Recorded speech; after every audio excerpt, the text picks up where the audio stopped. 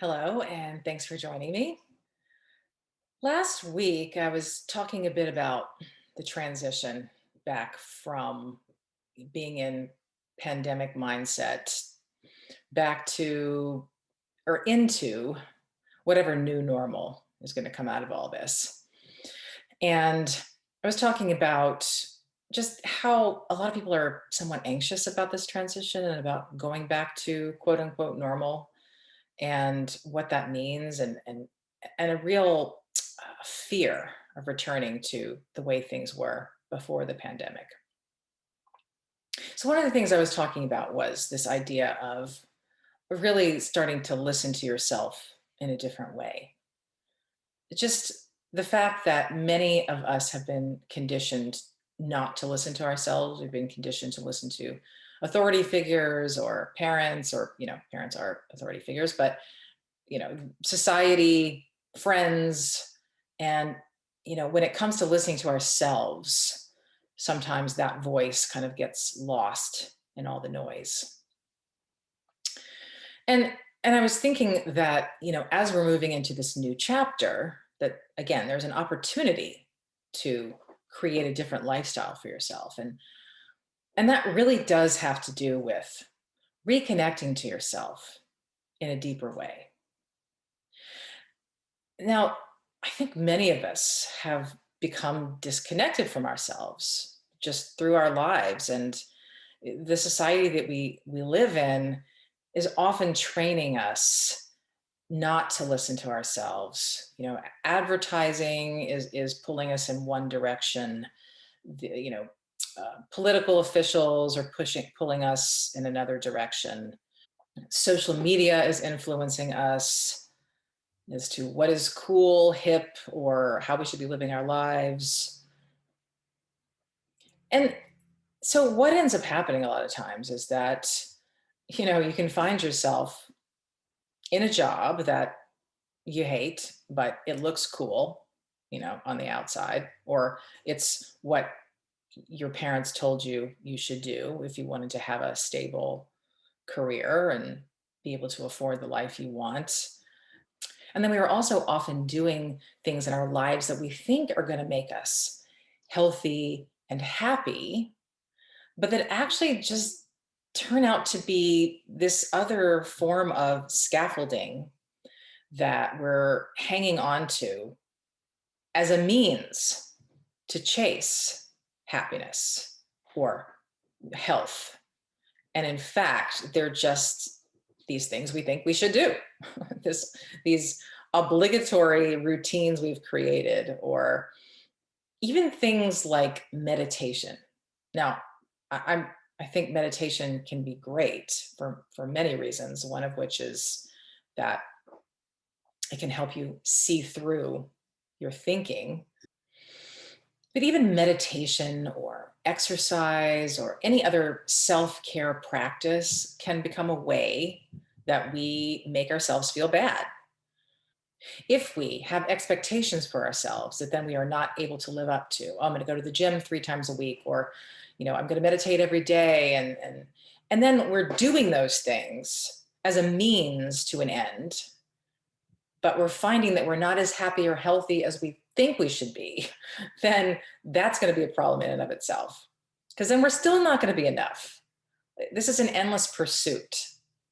So, how do we keep from getting to this trap of loading our schedule with things that we think are going to make us happy or healthy, and that end up being traps in and of themselves? Well, this comes back to this idea of really reconnecting to ourselves and listening to ourselves. And again, so many of us have been trained out of this that for many of us, it takes a while to get back into the practice of it. And everyone's had this experience of listening to their gut and, lo and behold, realizing that they did the right thing because they did so. And we all have the same tendency as well to ignore or override signals or symptoms that we're getting from within. So, regarding health, let's say, there's a way that we can listen to ourselves. And, the intuitive eating movement has touched on a lot of this before. The idea being that, like, what is what do you, if you sense into your body, what is your body really wanting to eat? Like, what are you really craving? Um, and sometimes it might be something that's considered unhealthy, carbs or sugar. But rather than making yourself feel bad about that or trying to be too rigid and forbid yourself from enjoying those things, it's more about allowing yourself the things that you really want. So if you really want some chocolate, well, maybe you can allow yourself a little bit of chocolate. Maybe you don't have to eat a whole chocolate cake. But the fact of the matter is, if you actually allow yourself what you really want, that craving will be satisfied, and you'll be able to get it whenever you want it, versus a deprivation mentality, which is often where we get into disordered eating of all kinds, not just eating disorders, but binging and then dieting, and then, oh no, this week I'm going to be no sugar, and then you go and you eat a whole cake because you've tried to deprive yourself. Well, it works in a similar way with all aspects of our lives, right? The more we're actually in tune with what our body and our soul actually want, then the better we're going to feel about our lives and about the things that we're doing. So instead of just going to the gym because it's on the calendar, we go to the gym because it feels good, because it allows us to clear our heads. It becomes less of an obligation, and it becomes more about listening. And that also means, so for some people, it might make sense to have the gym on the calendar at, 3 times a week at certain times. But for other people, it might mean, you know, I am going to see how I feel in the morning. You know, Going to the gym is an option. But if I wake up and I'm exhausted, maybe I'll let myself sleep in. So it's making decisions along those lines, which also involves a level of trust in yourself, knowing that you are going to do some kind of exercise that feels good to you when the time is right. Now, because most of us have been trained out of listening to ourselves, that can be very scary. Letting go of the external voices, letting go of the structure that we're clinging to because we don't really trust ourselves if we don't have that. The truth is, for most people, that those structures don't really work that well. I mean, all the time. Um, that's why a lot of people end up feeling bad about themselves. They put the task on the calendar, they put meditation on the calendar, and then nope, just doesn't get done. Or cleaning out the closet, or going to the gym, or doing yoga. So whenever that happens, there's just a little bit of disappointment, or maybe a lot of disappointment. Disappointment in yourself, like, oh, I'm letting myself down. Oh, I should be doing better at this. But what if you're doing the best you can? What if you really are? And what if getting to the gym once a week is enough? What if doing a yoga class once a week is enough? There was a study done about the so-called blue zones of the world, and the blue zones are those places where they find the most people who have lived into their hundreds. And so researchers they wanted to know, what are the secrets? And they discovered there's a power nine, is what they call them. There are 9 traits that all these people have in common. But one thing that they have in common is that they often get exercise in a very natural, organic way. They don't go to the gym, they don't run marathons, they don't go bench press. They're walking around. Their lives just have exercise built into them.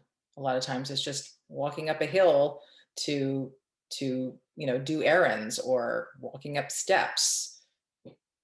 But they don't put a lot of pressure on themselves They don't create a lot of high expectations of themselves to lead these highly regimented lives, which is what many of us do.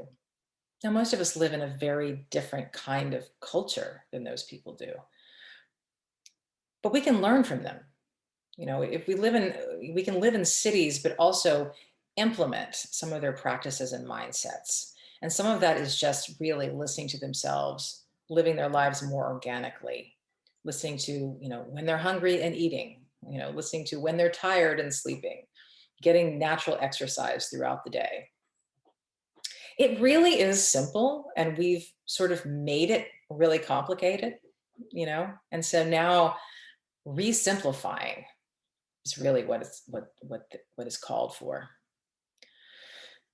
So that was just a follow-up to the last piece that I did, and just a reminder that we can really take this time to reconnect to ourselves and start listening more to those deeper voices, the deeper calling, and tune out those external voices a bit more, the voices of comparison, the influence of social media, the old voices from your childhood. Or listening is really a deeper, quieter, sometimes it's a feeling and sometimes it's a quiet voice, but either way, really learning to listen more to that. The other voices tend to be a lot louder, so tuning them out or tuning them down.